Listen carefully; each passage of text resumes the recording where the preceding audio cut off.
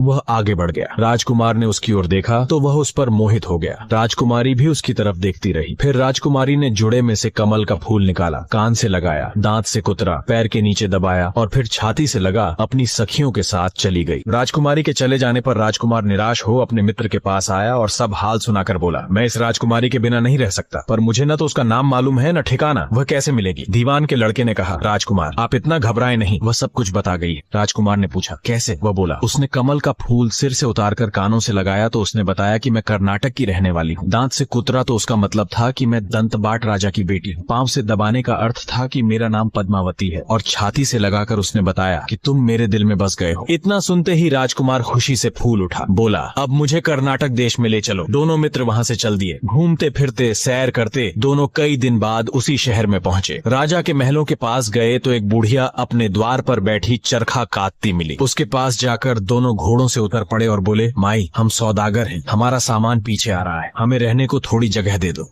उन दोनों की शक्ल सूरत देखकर और बात सुनकर बुढ़िया के मन में ममता उमड़ आई और बोली, बेटा तुम्हारा घर है, जब तक जी में आए तब तक रहो। दोनों वहीं ठहर गए। दीवान के बेटे ने पूछा, माई तुम क्या करती हो, तुम्हारे घर में कौन कौन है, तुम्हारी गुजर कैसे होती है। बुढ़िया ने जवाब दिया, बेटा मेरा लड़का राजा की चाकरी में है, मैं राजा की बेटी पद्मावती की धाय थी, बूढ़ी हो जाने के कारण अब घर में रहती हूँ। राजा खाने पीने को दे देता है, दिन में एक बार राजकुमारी को देखने महल में चली जाती हूँ। राजकुमार ने बुढ़िया को कुछ धन दिया और कहा, माई कल तुम वहाँ जाओ तो राजकुमारी से कह देना कि जेठ सुदी पंचमी को तुम्हें तालाब पर जो राजकुमार मिला था वह आ गया है। अगले दिन जब बुढ़िया राजमहल गई तो उसने राजकुमार का संदेशा उसे दे दिया। सुनते ही राजकुमारी ने गुस्सा होकर हाथों में चंदन लगाकर उसके गाल पर तमाचा मारा और कहा, निकल यहाँ से। बुढ़िया ने घर आकर सब हाल राजकुमार को कह सुनाए। राजकुमार हक्का बक्का रह गया और राजकुमार के मित्र ने कहा, राजकुमार आप घबराए नहीं, उसकी बातों को समझें। उसने 10 उंगलियां सफेद चंदन में मारी, इससे उसका मतलब ये है कि अभी 10 रोज चांदनी के हैं, उनके बीतने पर मैं अंधेरी रात में मिलूंगी। 10 दिन के बाद बुढ़िया ने फिर राजकुमारी को खबर दी। इस बार राजकुमारी ने उसे फटकार कर पश्चिम की खिड़की से बाहर निकाल दिया। उसने आकर राजकुमार को बता दिया। सुनकर दीवान का लड़का बोला, मित्र उसने आज रात को तुम्हें उस खिड़की की राह बुलाया है। मारे खुशी के राजकुमार उछल पड़ा। समय आने पर उसने बुढ़िया की पोशाक पहनी, इत्र लगाया, हथियार बांधे। दोपहर रात बीतने पर वह महल में जा पहुंचा और खिड़की में से होकर अंदर पहुंच गया। राजकुमारी वहां तैयार खड़ी थी, वह उसे भीतर ले गई। रात भर राजकुमार राजकुमारी के साथ रहा। जैसे ही दिन निकलने को आया कि उसने उसे छिपा दिया, रात को फिर बाहर निकाल लिया। इस तरह कई दिन बीत गए। अचानक एक दिन राजकुमार को अपने मित्र की याद आई। उसे चिंता हुई कि पता नहीं उसका क्या हुआ होगा। उदास देखकर राजकुमारी ने कारण पूछा तो उसने बता दिया। बोला, वह मेरा बड़ा प्यारा दोस्त है, बड़ा चतुर है, उसकी होशियारी ही से तो तुम मिली हो। राजकुमारी ने कहा, मैं उसके लिए बढ़िया बढ़िया भोजन बनवाती हूँ, तुम उसे खिलाकर तसल्ली देकर लौट आना। खाना साथ में लेकर राजकुमार अपने मित्र के पास पहुंचा। वे महीने भर से मिले नहीं थे। राजकुमार ने मिलने पर सारा हाल सुनाकर कहा कि राजकुमारी को मैंने तुम्हारी चतुराई की सारी बातें बता दी हैं, तभी तो उसने यह भोजन बनाकर भेजा है। दीवान का लड़का सोच में पड़ गया। उसने कहा, ये तुमने अच्छा नहीं किया। राजकुमारी समझ गई है कि जब तक मैं हूँ वह तुम्हें अपने बस में नहीं रख सकती, इसलिए उसने इस खाने में जहर मिलाकर भेजा है। ये कहकर दीवान के लड़के ने थाली में से एक लड्डू उठाकर कुत्ते के आगे डाल दिया। खाते ही कुत्ता मर गया। राजकुमार के क्रोध की सीमा ना रही और राजकुमार ने कहा, ऐसी स्त्री से भगवान बचाए, मैं अब उसके पास नहीं जाऊंगा। दीवान का बेटा बोला, नहीं, अब ऐसा उपाय करना चाहिए जिससे हम उसे घर ले चलें। आज रात को तुम वहां जाओ, जब राजकुमारी सो जाए तो उसकी बाईं जांघ पर त्रिशूल का निशान बनाकर उसके गहने लेकर चले आना। राजकुमार ने ऐसा ही किया। उसके आने पर दीवान का बेटा उसे साथ लेकर योगी का भेष बना, मरघट में जा बैठा और राजकुमार से कहा कि तुम ये गहने लेकर बाजार में बेच आओ। कोई पकड़े तो कह देना कि मेरे गुरु के पास चलो और उसे यहाँ ले आना। राजकुमार गहने लेकर शहर गया और महल के पास एक सुनार को उन्हें दिखाया। गहने देखते ही सुनार ने उन्हें पहचान लिया और कोतवाल के पास ले गया। कोतवाल ने पूछा तो उसने कह दिया कि ये मेरे गुरु ने मुझे दिए हैं। गुरु को भी पकड़वा लिया गया। सब राजा के सामने पहुंचे। राजा ने पूछा, योगी महाराज ये गहने आपको कहाँ से मिले? योगी बने दीवान के बेटे ने कहा, महाराज मैं शमशान में काली चौदस को डाकिनी मंत्र सिद्ध कर रहा था कि डाकिनी आई। मैंने उसके गहने उतार लिए और उसकी बाईं जांघ में त्रिशूल का निशान बना दिया। सुनते ही राजा दौड़कर महल में गया और उसने रानी से कहा कि पद्मावती की बाईं जांघ पर देखो कि त्रिशूल का निशान तो नहीं है। रानी ने देखा तो सही में निशान था। राजा को बड़ा दुख हुआ। बाहर आकर वह योगी को एक ओर ले जाकर बोला, महाराज धर्मशास्त्र शास्त्र में खोटी स्त्रियों के लिए क्या दंड है? योगी ने जवाब दिया, राजन, ब्राह्मण, गौ, स्त्री,